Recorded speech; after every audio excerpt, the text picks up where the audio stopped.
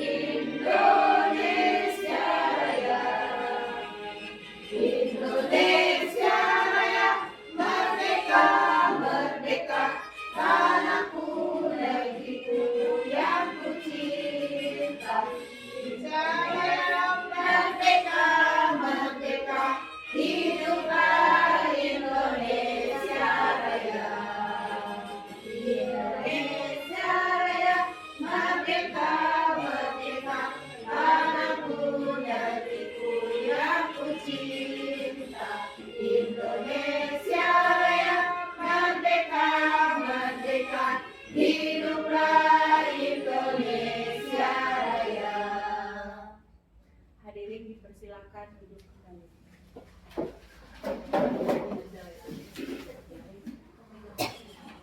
Baik Bapak Ibu, pada kesempatan kali ini salah satu tugas dari teman-teman kita calon guru penggerak angkatan 11, di mana salah satu modulnya akan melakukan diseminasi tentang budaya positif. Nah, pada kesempatan kali ini diseminasi pertama akan dilakukan oleh Ibu Indah. Kepada Ibu Indah, disilakan.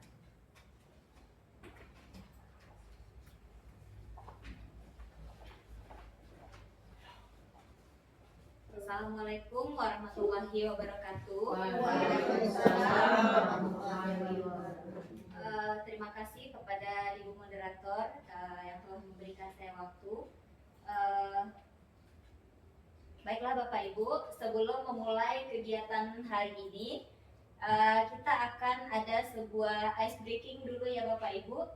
Di sini ada petunjuk, ada 7 gambar yang harus ditebak, di mana amati setiap gambar dengan teliti, kemudian tebaklah isi gambar yang dimaksud. Ini gambar pertama.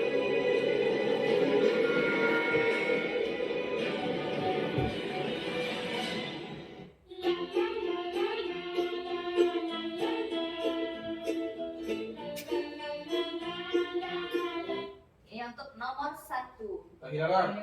Apa? Tahi lalat. Coba kita cek.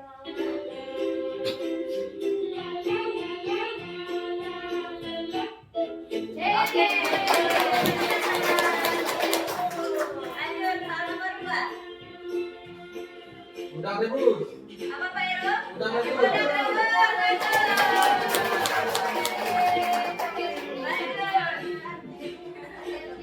Nomor 3. Udang rebus.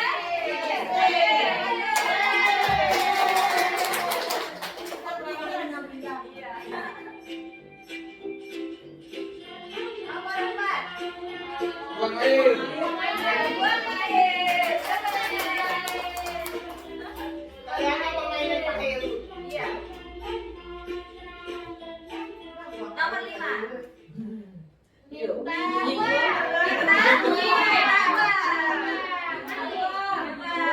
betul. 6. Potongan harga.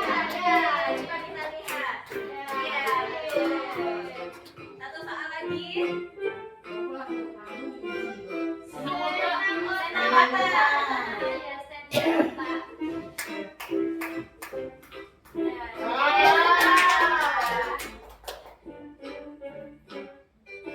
Terima kasih sudah bermain. Oke, tepuk tangan untuk kita semua. Baiklah Bapak Ibu, pada kesempatan kali ini saya akan menjelaskan atau menyebarkan pemahaman dan penerapan pengalaman mengenai budaya positif. Berdasarkan pengalaman dan pembelajaran yang kami dapatkan dari kegiatan guru penggerak, yaitu modul 1.4, ada 6 konsep inti budaya positif yang kami dapatkan. Yang pertama adalah mengenai apa itu disiplin positif. Yang kedua, motivasi perilaku manusia. Yang ketiga, tentang keyakinan kelas. Yang keempat, kebutuhan dasar manusia. Yang kelima, mengenai posisi kontrol guru. Dan yang keenam, mengenai segitiga restitusi. Selanjutnya, yang pertama kita akan membahas terlebih dahulu mengenai disiplin positif. Disiplin positif ini merupakan unsur utama dalam terwujudnya budaya positif yang kita cita-citakan di sekolah kita ini. Kemudian, disiplin positif ini juga merupakan memiliki motivasi internal. Selain itu, disiplin positif merupakan cara menjadikan murid agar bisa bertanggung jawab terhadap apa yang mereka lakukan. Untuk itu, sebagai pendidik, tujuan kita adalah untuk menciptakan anak-anak yang memiliki disiplin diri sehingga mereka bisa berperilaku dengan mengacu pada nilai-nilai kebajikan universal dan memiliki motivasi intrinsik, bukan motivasi ekstrinsik. Apa itu motivasi intrinsik dan ekstrinsik? Nanti kita bahas. Lanjut. Disiplin positif ini tidak harus dengan memberikan hukuman. Kemudian menurut Ki Hajar Dewantara, untuk menciptakan murid yang merdeka, syarat utamanya adalah harus adanya disiplin yang kuat. Disiplin diri yang dimaksud adalah disiplin diri yang berasal dari motivasi internal untuk mendisiplinkan kita, atau motivasi eksternal yang berasal dari luar, bukan dari dirinya sendiri. Selanjutnya kita akan membahas tentang yang tadi saya katakan, yaitu mengenai motivasi perilaku manusia. Motivasi perilaku manusia artinya adalah dorongan yang timbul dari dalam diri seseorang secara sadar ataupun tidak sadar untuk melakukan suatu tindakan dengan tujuan tertentu. Kemudian motivasi perilaku manusia ini ada dua tadi, yaitu motivasi intrinsik dan motivasi ekstrinsik. Kalau motivasi intrinsik yaitu motivasi yang berasal dari dalam diri kita atau berasal dari dalam diri murid.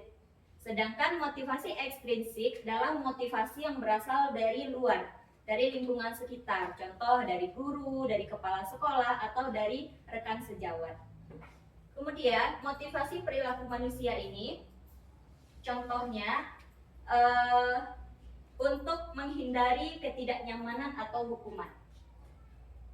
Di sini merupakan tingkat terendah dari motivasi perilaku manusia. Jadi contohnya murid melakukan disiplin diri karena ia takut dihukum. Nah ini termasuk motivasi yang bersifat eksternal. Kemudian yang kedua, untuk mendapatkan imbalan atau penghargaan dari orang lain. Contohnya murid melakukan sesuatu untuk mendapatkan hadiah, pengakuan, atau imbalan. Menurut Bapak Ibu, mendapatkan imbalan atau penghargaan orang lain ini termasuk motivasi apa ya Bapak Ibu? Motivasi ekstrinsik. Oke. Lanjut, atau eksternal ya Bapak Ibu. Lanjut, motivasi perilaku manusia adalah untuk menjadi orang yang mereka inginkan dan menghargai diri sendiri dengan nilai-nilai yang mereka percaya. Contohnya, murid melakukan disiplin diri karena sadar akan nilai kebajikan dirinya. Nah, ini yang disebut dengan motivasi apa Bu Dina? Intrinsik atau motivasi internal. Ya. Nah, untuk itu sebagai guru kita harus berupaya untuk menumbuhkan motivasi internal ini dan mengurangi motivasi eksternal pada murid dengan cara tidak memberikan hukuman atau penghargaan. Nah, dalam kehidupan sehari-hari dalam mengajar, mungkin kita menegakkan disiplin positif ini dengan ancaman suatu hukuman. Contoh, kalau anak buang sampah sembarangan, bagi yang buang sampah sembarangan nanti ibu suruh sapu kelas. Contoh, itu memberikan hukuman. Contoh kedua, anak-anak ibu yang mampu menjawab pertanyaan dengan baik dan benar dan juga tertib dalam belajar, nanti ibu kasih hadiah. Itu namanya dengan memberikan imbalan. Jadi untuk ke depan sebagai guru kita harus bisa memberikan motivasi intrinsik pada siswa, tidak memberikan ancaman atau hukuman maupun memberikan imbalan. Selanjutnya mengenai keyakinan kelas atau sekolah. Salah satu bentuk atau cara yang dapat kita lakukan untuk menumbuhkan budaya positif yang bersifat internal yaitu dengan menciptakan keyakinan kelas maupun keyakinan sekolah. Keyakinan kelas ini berasal dari kesepakatan warga kelas maupun warga sekolah. Kemudian berisikan pernyataan yang bersifat positif yang dapat diterapkan di kelas atau sekolah. Kemudian dalam menyusun keyakinan kelas atau sekolah, guru berkolaborasi dengan seluruh warga kelas atau sekolah dalam menyusun rumusan keyakinan kelas ini. Selanjutnya, pembentukan keyakinan kelas ini lebih abstrak daripada peraturan yang lebih rinci dan konkret. Keyakinan kelas ini merupakan pernyataan-pernyataan universal, kemudian senantiasa dibuat dalam bentuk yang positif. Selanjutnya, keyakinan kelas hendaknya tidak terlalu banyak, karena kalau terlalu banyak nanti anak bingung apa yang harus mereka lakukan. Kemudian, keyakinan kelas hendaknya sesuatu yang dapat diterapkan di kelas tersebut. Selanjutnya, semua warga kelas hendaknya dapat berkontribusi dalam pembuatan keyakinan kelas. Dan yang terakhir, guru bersama murid bersedia meninjau kembali keyakinan kelas dari waktu ke waktu. Berikut adalah prosedur pembuatan keyakinan kelas. Yang pertama adalah memberikan kesempatan murid untuk memberikan pendapat tentang peraturan yang perlu disepakati di kelas. Yang kedua, mencatat semua masukan dari atau pendapatan dari murid. Kemudian, gantilah kalimat-kalimat negatif menjadi kalimat positif. Setelah itu, tinjau kembali pendapat yang sudah ditemukan. Kemudian, ajak murid untuk menemukan apa yang ingin dituju. Kemudian, peraturan inilah yang nanti dimasukkan ke dalam daftar yang disepakati sebagai keyakinan kelas. Semua warga kelas menyetujuinya dan menandatangani keyakinan yang sudah dibuat. Dan yang terakhir nanti keyakinan kelas yang sudah disepakati kita print dalam bentuk sebuah poster dan dipajang di dalam kelas, sehingga dapat dilihat oleh murid-murid kita di dalam kelas. Berikut adalah contoh prosedur pembuatan keyakinan kelas yang sudah kita laksanakan juga. Jadi kita jelaskan dulu kepada murid apa itu keyakinan kelas. Kita minta murid-murid untuk menuliskan pada kertas ini. Kemudian kita suruh murid-murid untuk menempelkan di papan tulis. Setelah itu kita review satu persatu dan kita ubah bahasa yang negatif kita ubah ke bahasa yang positif. Jadi untuk keyakinan kelas ini Bapak Ibu, kita tidak boleh menggunakan bahasa yang negatif. Contoh tentang tidak boleh membuang sampah sembarangan. Kita tidak boleh menggunakan kata tidak, tapi gunakan bahasa yang positif. Apa contohnya? Iya Bu Dina, bagus. Buanglah sampah pada tempatnya. Selamat Bu Dina. Lanjut, contoh lagi. Tidak bertengkar dengan teman. Kira-kira apa bahasa keyakinan kelasnya Bapak Ibu? Saling menghargai. Saling menghargai. Iya Ibu Sinta. Kemudian setelah itu dari keyakinan kelas yang udah kita ubah menjadi bahasa yang positif tadi, kita rangkum bersama siswa, nanti ditandatangani oleh semua murid kita. Dan terakhir barulah tugas kita sebagai guru adalah mencetak poster keyakinan kelas yang dapat dilihat oleh murid-murid kita semuanya.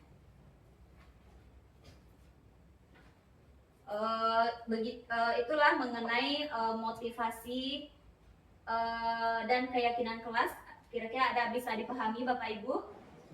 Jadi keyakinan kelas itu nanti menjadi kesepakatan kelas gitu. Iya. Keyakinan kelas inilah yang akan nanti dijadikan sebuah kesepakatan kelas kita. Maksudnya ini di dalam kelas itu apakah judulnya kita buat keyakinan kelas juga atau ditukar dengan kesepakatan kelas gitu. Itu apa namanya? Kalau udah kita printkan itu menjadi sebuah kesepakatan lagi Bu Dina. Kalau menyusun tadi itu kan keyakinan murid kita masing-masing. Setelah kita rangkum berarti kita sepakat bersama. Setelah kita sepakati jadilah terbentuk ini, makanya kita buat judulnya adalah kesepakatan kelas. Baik, sekarang kita lanjutkan mengenai kebutuhan dasar manusia. Kebutuhan dasar kita sebagai manusia adalah yang pertama untuk bertahan hidup, kemudian kasih sayang dan rasa diterima, penguasaan, kebebasan, dan kesenangan. Oke, baiklah Bapak Ibu, sekian penyampaian materi dari saya mengenai disiplin positif dan langkah-langkah untuk membuat keyakinan kelas. Terima kasih atas perhatiannya. Saya sudahi dengan Assalamualaikum warahmatullahi wabarakatuh.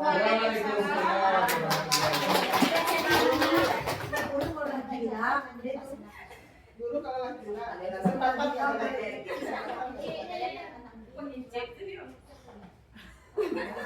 Baik Bapak Ibu, kita sudah sama-sama mendengarkan paparan tadi dari Ibu Indah tentang bagaimana membuat keyakinan kelas supaya dapat kita terapkan di kelas kita masing-masing. Baik, selanjutnya akan dilanjutkan oleh Ibu Kori tentang kebutuhan dasar dari manusia. Apa itu kebutuhan dasar manusia? Nah, Ibu Kori akan memaparkannya. Baik, Ibu Kori, silakan.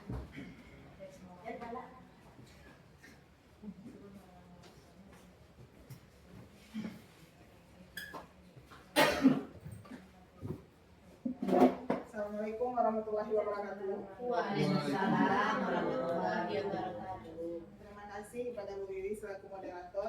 Baiklah Ibu-Ibu, sekarang saya akan melanjutkan penjelasan dari Bu Indah tadi tentang kebutuhan dasar manusia. Sebagai makhluk hidup, otomatis kita sebagai manusia itu memiliki kebutuhan dasar yang wajib terpenuhi. Seandainya tidak terpenuhi, berarti ada sesuatu gangguan, ada sesuatu yang salah yang terjadi pada kita. Apa saja kebutuhan dasar manusia? Yang pertama, kebutuhan dasar manusia itu bertahan hidup. Jadi pertahanan hidup bagi manusia itu adalah kebutuhan dasar. Dimanapun mereka berada, dalam kondisi apapun, maka manusia pasti akan berusaha untuk bertahan hidup.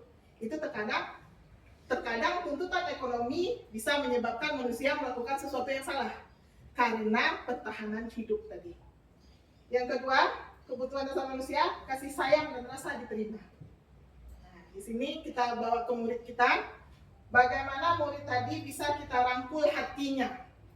Kita rangkul hatinya, dia merasa disayangi, dia merasa diterima, dia merasa dicintai.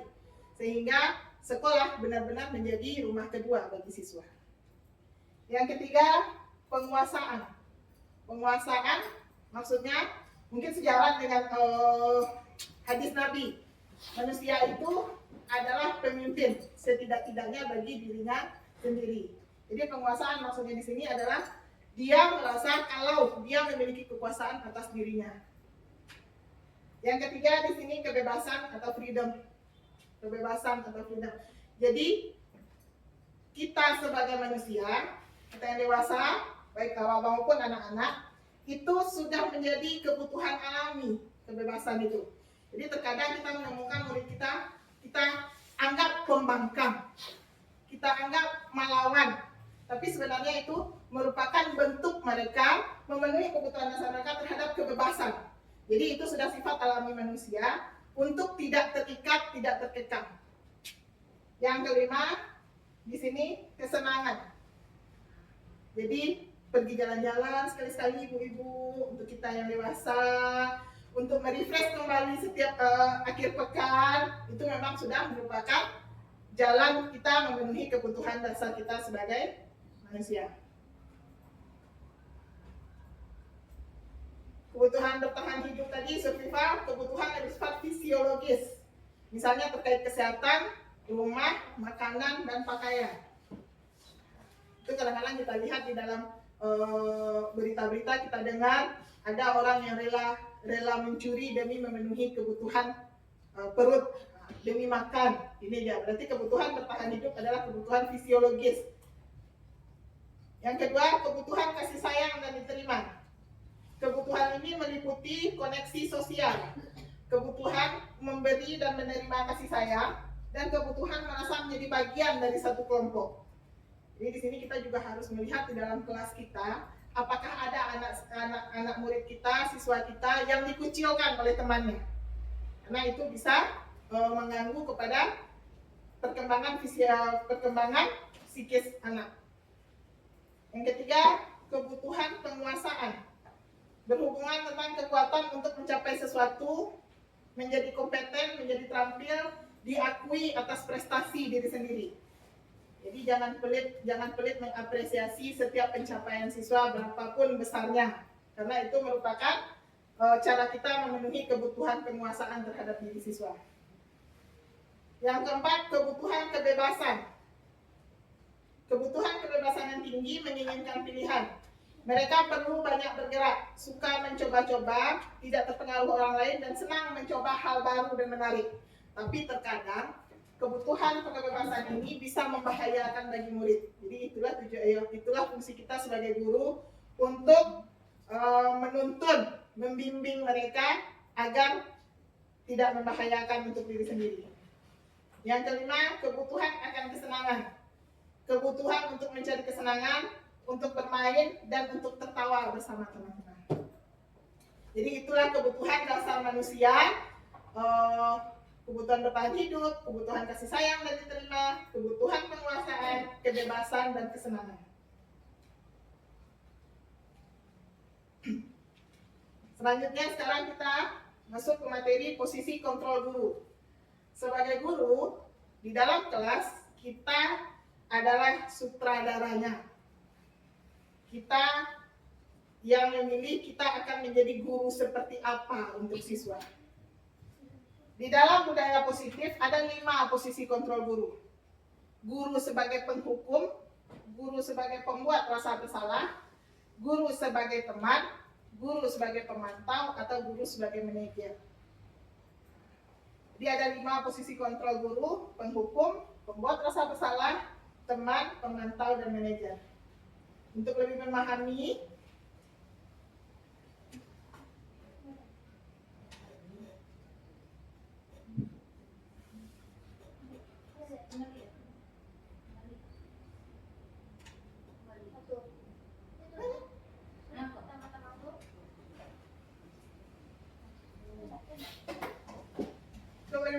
kita perhatikan dulu videonya ya Ibu. Bapak Ibu. Saya lihat tuh video kedua. Nama kembali.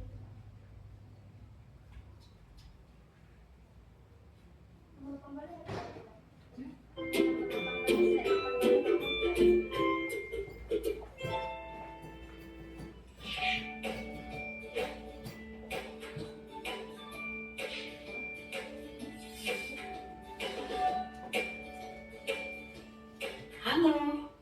Ibu Guru calon guru penggerak.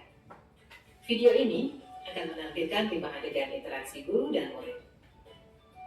Silakan menonton dan merefleksikannya.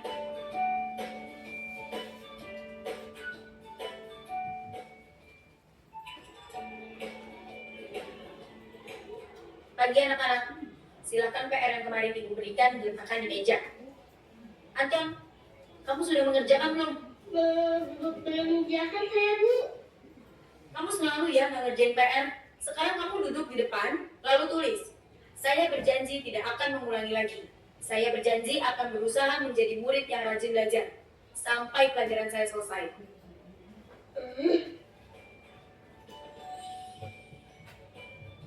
Pagi anak-anak, hari ini ada tugas ya?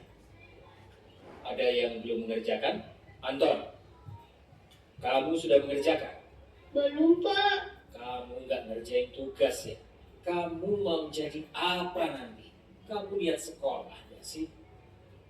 Coba, bayangkan orang tuamu betapa kecewanya sama kamu. Kamu itu sudah kelas 5. Harusnya bertanggung jawab sama dirimu sendiri. Maaf, Bu. Saya terlambat. Ya udah, nanti jangan diulangi lagi ya. Kalau kamu rajin, ibu senang lihatnya. Ya, lain kali tepat waktu ya masuknya. Tos dulu dong. Kita kan teman. Wah, jadi kalau aku terlambat lagi, apa ya?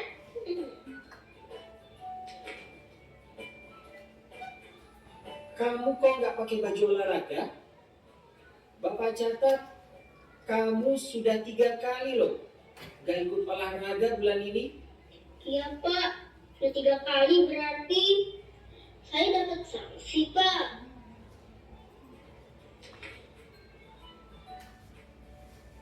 Ini, Bu. Saya mau ngumpulin tugas.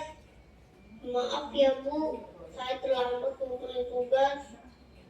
Kenapa kamu terlambat mengumpulkan tugas? Iya, Bu. Saya kalau sore bantuin ibu jaga warung. Nggak sempat ngerjain tugas. Kira-kira nih, apa yang bisa kamu perbaiki supaya kamu bisa mengerjakan tugas tepat waktu? Coba, kapan biasanya kamu membantu ibu jualan? Setiap perjalanan sampai jam 8 malam, Bu. Bagaimana kalau kamu membuat jadwal?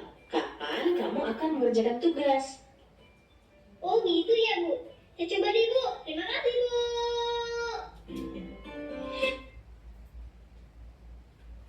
Ya Ibu, berdasarkan video tadi, ada 5 jenis guru di sini. Guru yang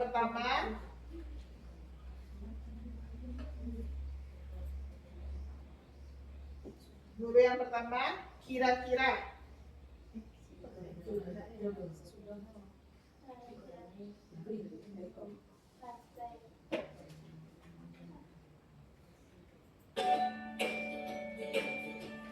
Halo, Bapak Ibu Guru calon guru penggerak. Video ini akan menampilkan 5 adegan interaksi guru dan murid. Pagi anak-anak, silakan. Kira-kira ibu-ibu, guru yang pertama ini posisinya sebagai apa? Pemberi hukuman atau sebagai penghukum. Nah, jadi dalam 5 posisi kontrol guru tadi, yang pertama guru sebagai penghukum. Ada beberapa ciri-ciri dari guru sebagai penghukum. Yang pertama, suka menghadapi anak itu dengan memberi penekanan, misalnya dengan mata yang besar. Dini, suara yang ditekankan. Dini, sudah berapa kali kamu terlambat? Jadi untuk guru penghukum, biasanya gestur tubuhnya memberi penekanan kepada anak, sehingga anak merasa takut dan tertekan. Coba kita lihat, ya ibu-ibu. Jadi, nah ada di 04 guru seperti ini kan? Guru 04. Kita coba kita perhatikan guru yang kedua ya ibu-ibu. Nah ini dia matanya. Dini itu gak suka ya Dini kayak gitu. Jadi ada gestur tubuh memberi penekanan sehingga membuat nyali siswa itu ketakutan. Nah, Kita lihat guru yang kedua. Nah, anak, Nah, coba kita lihat. hari ini ada tugas ya. Ada yang belum mengerjakan? Anton, kamu sudah mengerjakan? Belum, Pak. Kamu nggak ngerjain tugas ya? Kamu mau jadi apa nanti? Kira-kira Bapak ini posisinya apa? Pembuat rasa bersalah. Jadi yang pembuat rasa bersalah ini ciri-cirinya suaranya dilembutkan. Dina, kok kayak gitu terus Dina? Dina gak capek bikin masalah terus. Gak capek Dina, gak kasihan ibu Dina dipanggil terus ke sekolah. Seperti itu. Jadi akan membuat guru, akan membuat si murid berpikir dia benar-benar menjadi sumber masalah. Soal yang bobo. Jangan saya. Nanti ibu kena marah sama ibu kepala sekolah. Ibu gak marah. Ibu kena marah ibu selalu. Mau papa jawab, tuntas. Nah, jadi pada posisi kedua, ini adalah guru pembuat merasa bersalah. Bukan guru pembuat masalah. Guru pembuat merasa bersalah. Ciri-cirinya penekanan suara pelan, tetapi di sana ada penekanan untuk memancing siswa merasa bersalah terhadap dirinya sendiri. Ingat, Mary.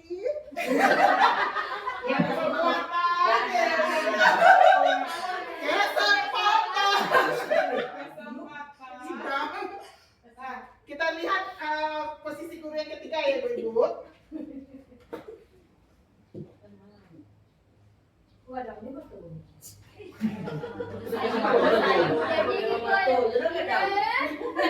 Maaf, Bu. Saya terlambat. Ya udah, nanti jangan diulangi lagi ya. Kalau kamu rajin, ibu senang lihatnya. Ya, lain kali telepon dulu ya. Coba perhatikan apa kata anaknya. Tes dulu dong. Kita kan teman. Wah, jadi kurang lagi. Pak, apa ya? Nah, kira-kira ibu yang kedua tiga ini posisinya di mana ibu? Posisinya guru sebagai teman. Guru sebagai teman ini ada dua sisi positif dan sisi negatifnya.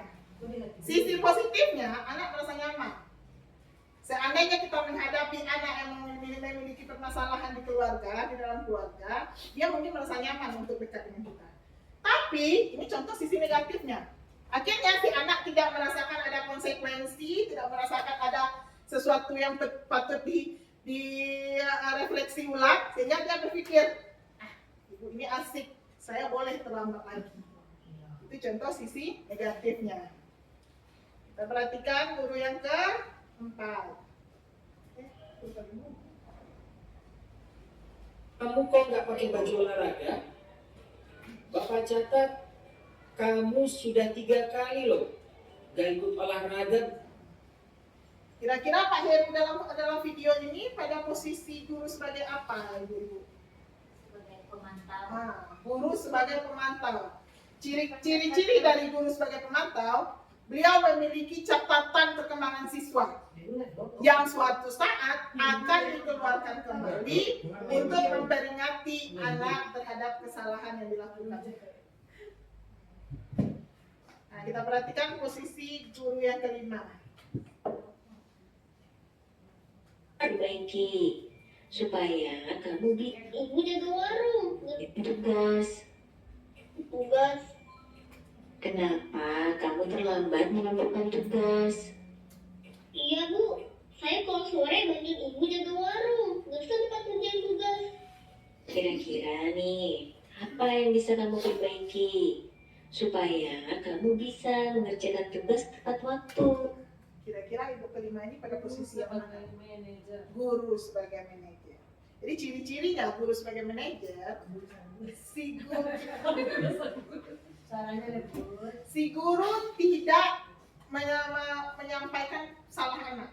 Dia meminta refleksi anak terhadap kesalahan yang dimiliki. Jadi si ibu tadi tidak menegaskan kepada Anton, kenapa? Apa yang kamu lakukan?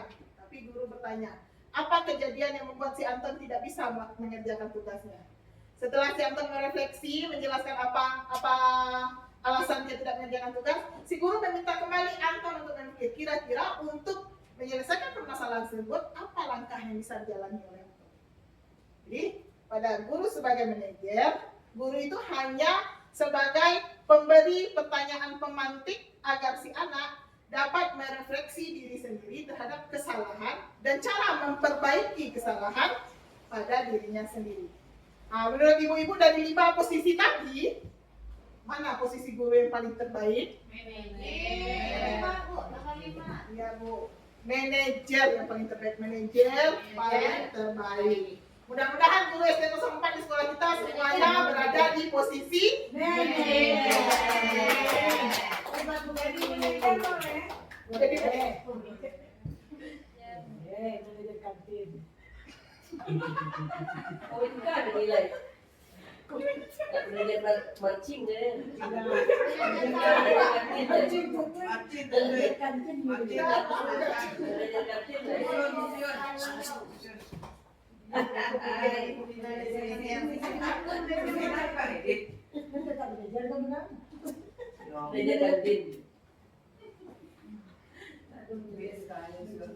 Tolong Abu Hina kembali lagi. Jadi sebaiknya posisi kontrol seorang guru adalah manajer yang mengacu pada restitusi yang menjadikan murid menemukan penyelesaian dan bertanggung jawab terhadap permasalahannya sendiri. Ya, penghukum, kalau posisi guru yang sebagai penghukum bisa menggunakan hukuman fisik maupun verbal. Efeknya apa? Akan menimbulkan efek dendam bersifat agresif dan melakukan hal yang lebih buruk lagi bagi siswa. Sedangkan pada posisi pembuat merasa bersalah, pada posisi ini guru biasanya bersuara lebih lemah lembut, menggunakan keheningan yang membuat orang lain merasa tidak nyaman, bersalah atau rendah diri. Contoh kata yang digunakan, ibu sangat kecewa sekali. Berapa kali Bapak harus memberitahu kamu? Gimana coba pikirkan bagaimana orang tua kamu jika kamu berbuat seperti ini.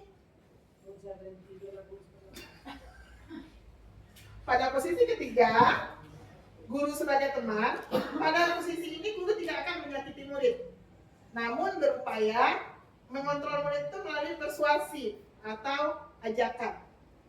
Posisi teman pada guru bisa negatif atau positif. Positifnya di sini bisa terjalin hubungan yang baik antara guru dan murid. Tapi negatifnya seperti yang kita lihat di video tadi, siswa akan semakin tidak merefleksi dirinya terhadap kesalahannya. Contoh kata-kata yang keluar, ayo bantulah demi Bapak. Kamu nggak ingat bantuan Bapak selama ini kepada kamu? Atau, ya sudah, enggak apa-apa, nanti Ibu bereskan. Amal itu. Yang keempat, posisi guru sebagai pemantau. Memantau berarti mengawasi. Pada saat mengawasi, kita bertanggung jawab atas perilaku orang yang kita awasi. Posisi pemantau selalu taat kepada peraturan dan konsekuensi. Contoh kata-kata yang keluar, peraturannya apa? Apa yang telah kamu lakukan? Kamu tahu kan sanksi atau konsekuensinya apa? Jadi pemantau dia kembali lagi kepada peraturan. Yang kelima, posisi sebagai manajer. Posisi di mana guru berbuat sesuatu bersama dengan murid, mempersilahkan murid untuk mempertanggungjawabkan perilakunya, mendukung murid untuk dapat menemukan solusi atas permasalahan sendiri. Contoh kata yang keluar, apa yang kita yakini? Berarti ini terkait dengan keyakinan kelas tadi. Apakah kamu meyakini kalau yang kamu lakukan ini benar? Jika kamu meyakini apa yang kamu lakukan ini salah, apakah kamu bersedia memperbaikinya? Jika kamu memperbaiki ini, hal ini dapat menunjukkan apa tentang dirimu? Apa rencana kamu untuk memperbaiki hal tersebut? Jadi, posisi guru sebagai manajer hanya sebagai pemberi pertanyaan pemantik agar siswa dapat mengetahui masalah yang dihadapinya dan berusaha mencari solusi terhadap permasalahan tersebut. Baiklah, sekian penjelasan pada saya. Saya serahkan kembali kepada moderator. Assalamualaikum warahmatullahi wabarakatuh. Waalaikumsalam warahmatullahi wabarakatuh.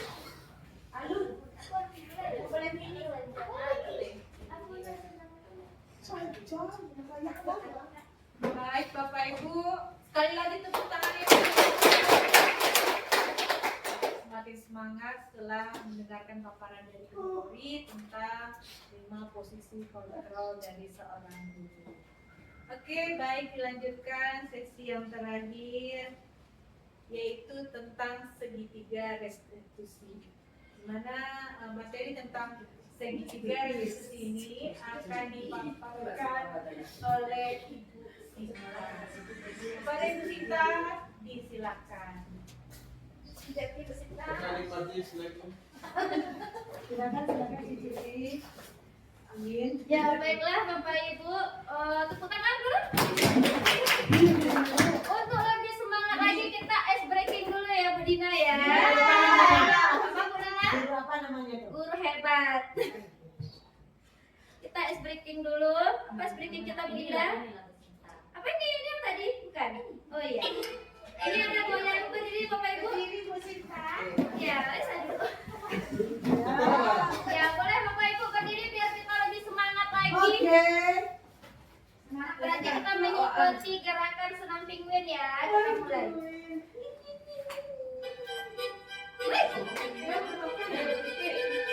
Five, four, five, four, three, two.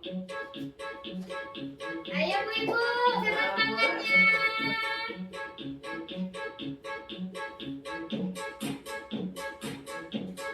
Putar kepalanya. Putar tangannya Bu Ibu. Putar lagi.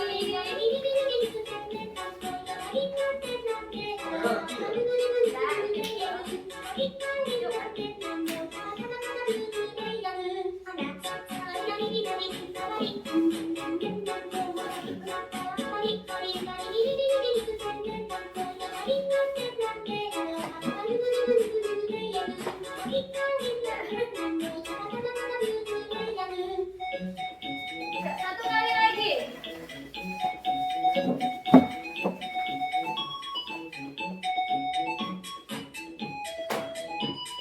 Tepuk.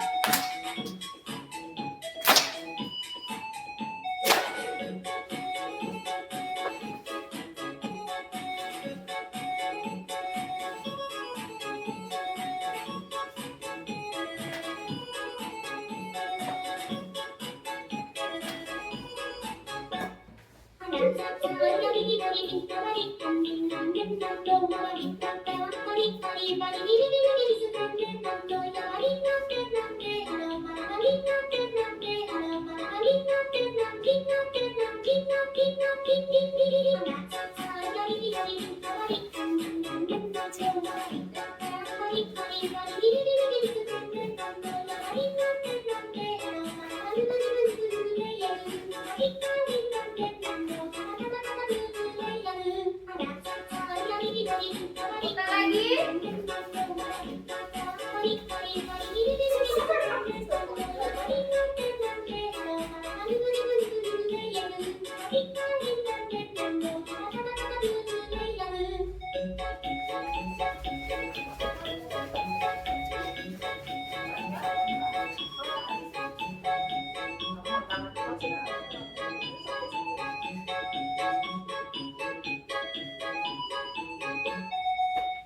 Nah, tepuk tangan untuk kita.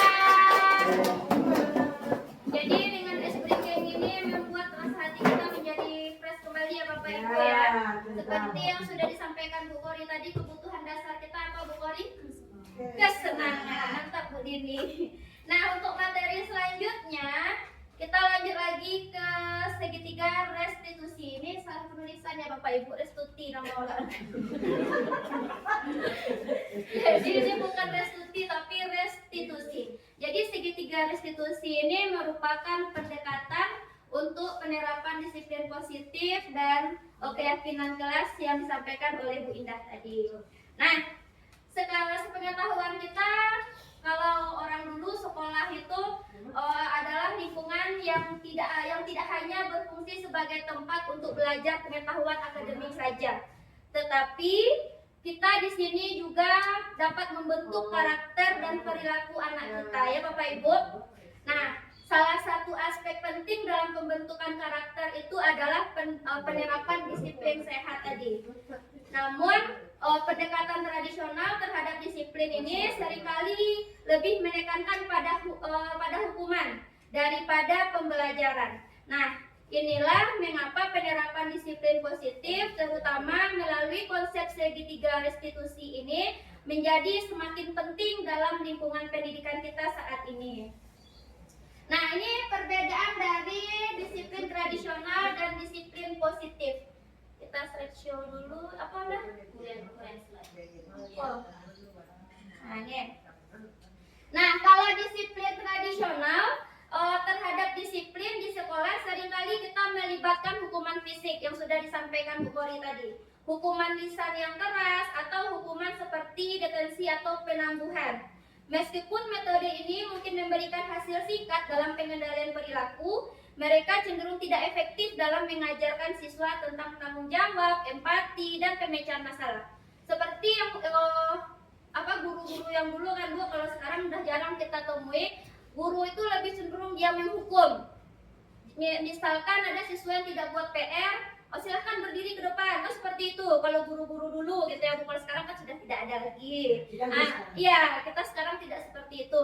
Silahkan berdiri di depan, walaupun siswa itu dia merasa dihukum, dia merasa merasa bersalah, tapi itu efeknya itu hanya sebentar. Mereka tidak merasa jerah dengan apa yang sudah mereka lakukan. Bisa jadi yang ada di pikirannya, oh palingan besok kalau saya tidak buat PR, saya berdiri di depan untuk 2 jam pelajaran atau untuk 1 hari. Tidak mungkin ibu nyuruh saya lama-lama untuk di depan. Pasti itu pemikirannya. Jadi itu yang disiplin tradisional. Sedangkan untuk disiplin positif ini adalah pendekatan yang lebih berfokus pada pembelajaran.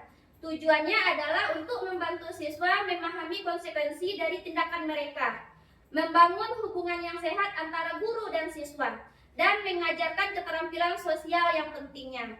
Salah satu alat yang efektif dalam penerapan disiplin ini adalah konsep segitiga restitusi itu sendiri. Nah, segitiga restitusi itu apa? Segitiga restitusi itu merupakan suatu pendekatan dalam penerapan disiplin positif yang menekankan tanggung jawab, restorasi, dan pertumbuhan pribadi. Pendekatan ini berfokus pada 3 komponen utama, yaitu tanggung jawab, restorasi, pertumbuhan pribadi. Nah, pada tanggung jawab ini, komponen tanggung jawab ini, siswa itu diajarkan untuk mengambil tanggung jawab atas tindakan yang sudah mereka lakukan. Jadi ini berarti mereka harus memahami konsekuensi dari tindakan apa yang sudah mereka perbuat. Bagaimana cara mereka untuk memperbaiki kesalahan mereka sendiri. Kalau restorasi yaitu bagaimana cara mereka untuk memperbaiki kerusakan yang telah terjadi sebagai akibat yang sudah mereka lakukan. Nah, ini bisa berarti dengan meminta maaf kepada orang yang terluka atau mengganti kerugian yang ditimbulkan atau melakukan tindakan-tindakan lain yang membantu memulihkan hubungan atau situasi yang sudah mereka perbuat. Lalu pertumbuhan pribadi.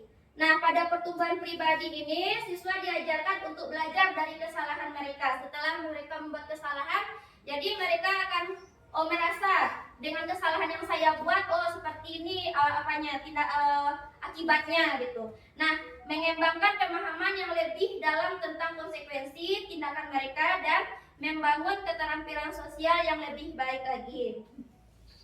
Dalam segitiga restitusi ini, ada 3 langkah yang dapat kita lakukan atau kita terapkan. Yang pertama, menstabilkan identitas, validasi tindakan yang salah, dan menanyakan keyakinan.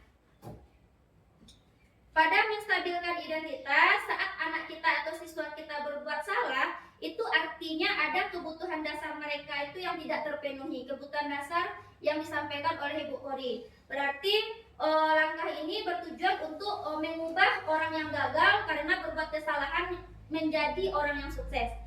Saat dalam kondisi emosional, otak kita kan tidak mampu untuk berpikir rasional.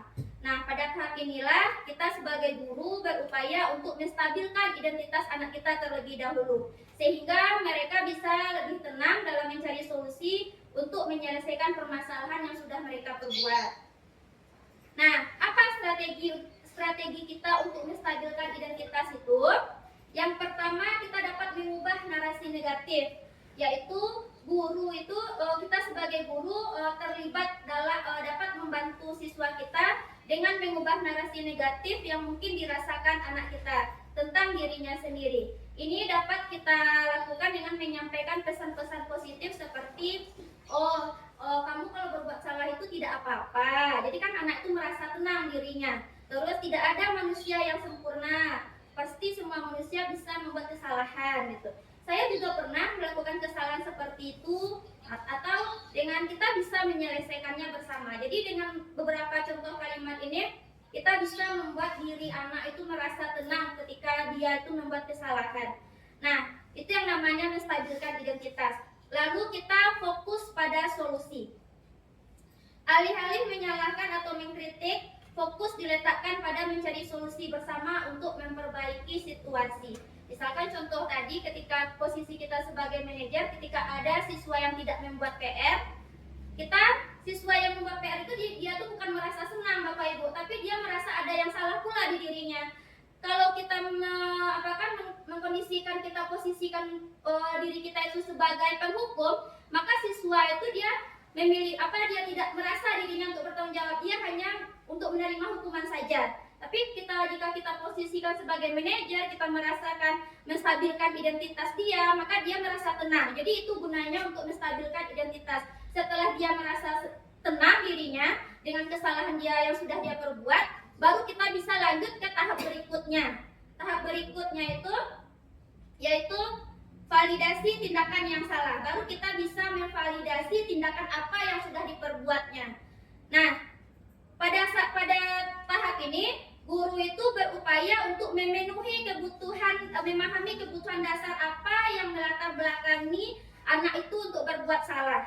Mengacu pada teori kontrol, segala tindakan manusia itu pasti mempunyai maksud atau tujuan tertentu, entah itu baik atau buruk. Nah, saat tidak mengakui anak berbuat salah, maka dia akan tetap dalam masalahnya. Jadi itu poinnya. Hal yang diperlukan adalah memahami alasannya melakukan kesalahan tersebut agar anak merasa dipahami. Contohnya tadi ketika siswa tidak buat PR, ketika kita ada di posisi manajer, kita bisa menanyakan kenapa dia tidak buat PR. Oh, ibu dulu juga waktu SD ibu juga pernah membuat PR. Berarti anak itu merasa tenang dirinya. Setelah mereka merasa tenang, baru kita lakukan validasi tindakan yang salah dengan apa alasannya. Kalau mereka sudah merasa emosinya sudah stabil, mereka sudah merasa tenang, maka dia akan jujur itu kepada kita, Bu. Tapi kalau misalkan kita terlalu emosi menanggapi anak masalah, maka dia akan terus berbohong dan terus tidak mengakui kesalahannya. Nah, pada validasi ini bisa kita menggali apa alasan dia dalam melakukan kesalahan tersebut. Contohnya tadi dia membantu orang tuanya jualan tadi sore hari, ya kan Bu? Nah, jadi kita tahu alasannya, kita bisa untuk mencarikan solusi bersama. Atau Bu malas Bu jawabnya. Walaupun alasan anak itu malas, kita bisa menggali lagi kenapa anak itu malas gitu kan? Karena dia itu udah merasa ada temannya kita gitu kan? Karena kita udah menstabilkan identitasnya tadi. Terus strategi untuk validasi tindakan yang salah. Apa saja strategi kita yang bisa kita lakukan? Yaitu pemahaman atas tujuan tindakan. Guru harus mencoba memahami tujuan atau kebutuhan yang ingin dipenuhi oleh anak melalui tindakannya, meskipun itu tidak sesuai dengan aturan sekolah.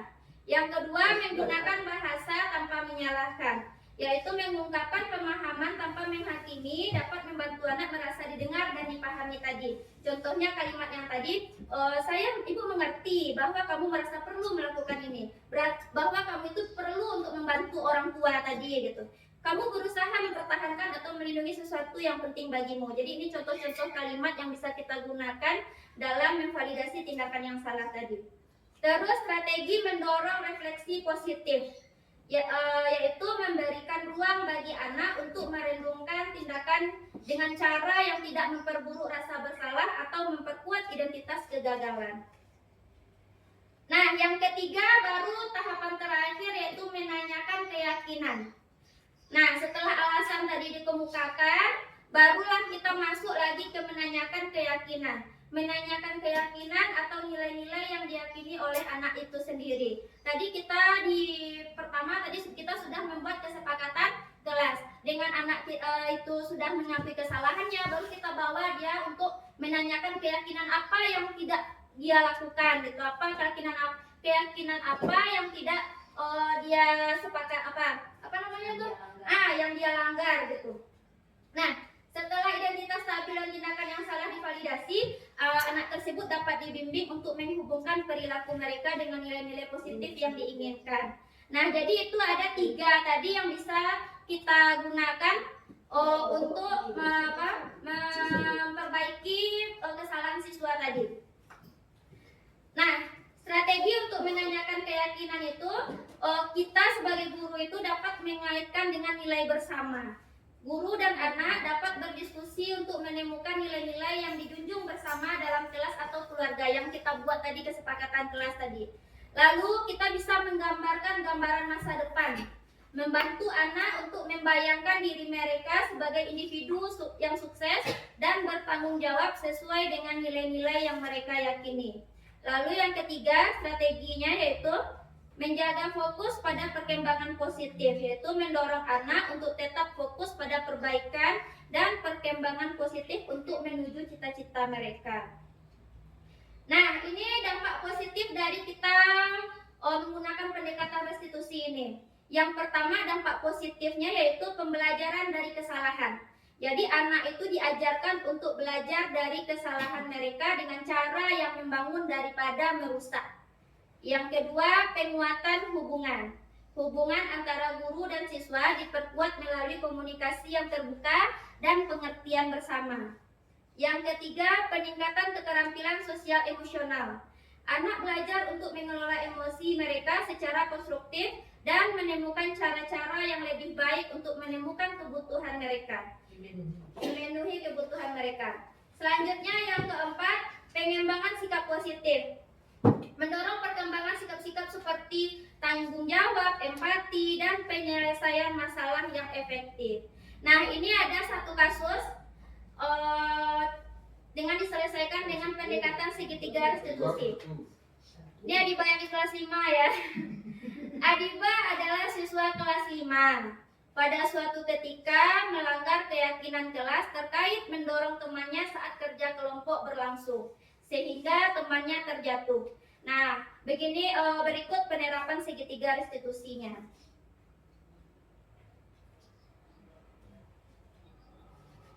Waalaikumsalam, teacher. Teacher minta waktu Adiba untuk belajar sebentar. Boleh, teacher. Adiba tahu kenapa teacher mau Adiba sekarang? Tahu, teacher, karena Adiba adalah mainan, teacher. Pas kapan kejadiannya? Pas kita kerja kelompok, teacher. Waktu belajar KI? Iya, teacher. Kenapa Adiba mendorong mainan? Karena pas kita kerja kelompok, si Aimannya tidak membantu Adiba, teacher, mengerjakan soal. Kenapa dia mendorong? Iya, teacher. Karena Adiba. Iya. Jadi akan ya, kalau teacher di posisi Adiba, mungkin seperti itu juga. Mungkin teacher karena kesal, jadi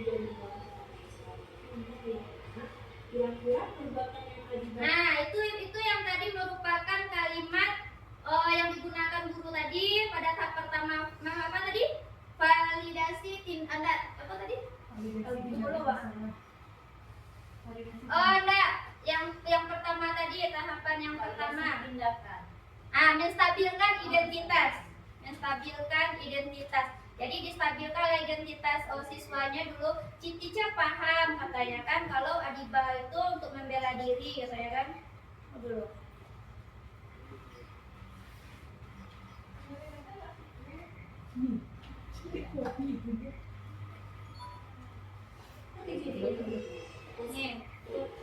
Waktu belajar kan? Iya, teacher.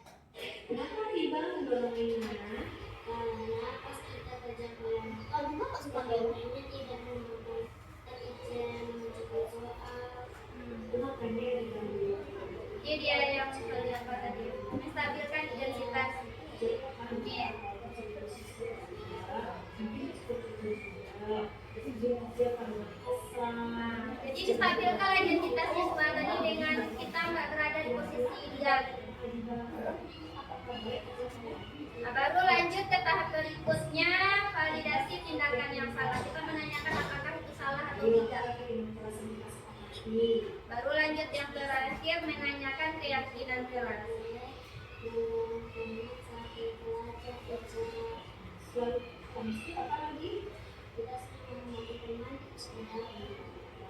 Apa solusi dari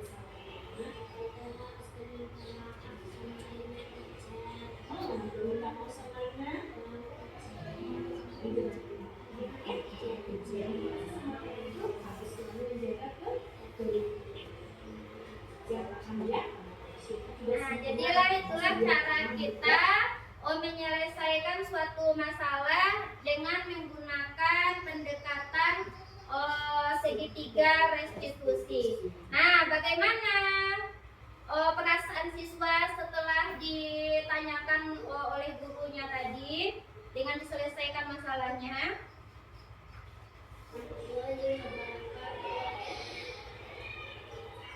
Nama saya Adibah. Saya sekolah di SD Iksan kelas 9. Saya kelas 4. Saya murid dari teacher dan tim. Saya senang berdiskusi dengan teacher Yanti dan saya tahu dan saya bisa mengendalikan amarah saya. Terima kasih teacher sudah menasihati saya. Assalamualaikum. Jadi siswa itu dia merasa tidak disalahkan, tidak ditanya-tanya kenapa saya berbuat salah, tetapi dia merasa dia berdiskusi dengan gurunya. Jadi bukan dari gurunya lagi yang tahu anak itu salahnya apa, tapi memang dari dirinya untuk coba, dan dari dirinya juga bagaimana cara dia untuk memperbaiki kesalahan yang sudah diperbuat tadi. Nah, jadi ini dia penerapan segitiga restitusi dalam sistem pendidikan ini tidak hanya membantu siswa memperbaiki kesalahan, tetapi kita juga bisa mengajarkan mereka nilai-nilai penting seperti empati, tanggung jawab, dan resolusi konflik. Dengan langkah-langkah yang tepat dan komitmen dari semua pihak terkait, maka segitiga restitusi ini dapat menjadi alat yang sangat efektif untuk menciptakan generasi masa depan yang lebih bertanggung jawab dan peduli. Nah, Ibu, mari kita mulai langkah pertama kita menuju pendidikan yang lebih baik dengan mengimplementasikan segitiga restitusi ini di sekolah kita. Nah, sekian penjelasan saya. Assalamualaikum warahmatullahi wabarakatuh.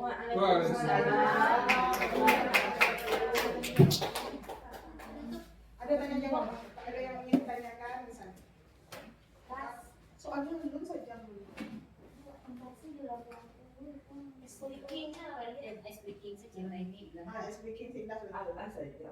Tidur sama itu yang tadi tidur. ada saja. Kok slow motion dulu? Lambain sih. Baik Bapak Ibu, kasih aplaus untuk Ibu. Ya, itulah pemaparan Ibu Sinta mengenai bagaimana penerapan segitiga restitusi. Baik Bapak Ibu, dari 3 materi kita ini, yang pertama tentang disiplin positif, yang kedua tentang Kebutuhan dasar manusia dan yang ketiga tentang segitiga restitusi. ada yang ingin Bapak Ibu tanyakan kepada 3 narasumber kita pada siang hari ini? Pas. Berarti cukup dimengerti ya Bapak Ibu. Kasih aplaus lagi.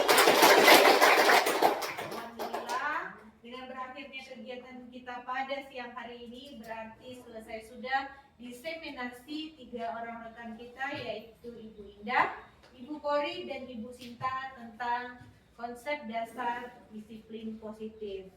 Terlebih terkurang kami mohon maaf. Kami akhiri dengan Assalamualaikum warahmatullahi wabarakatuh. Waalaikumsalam warahmatullahi wabarakatuh.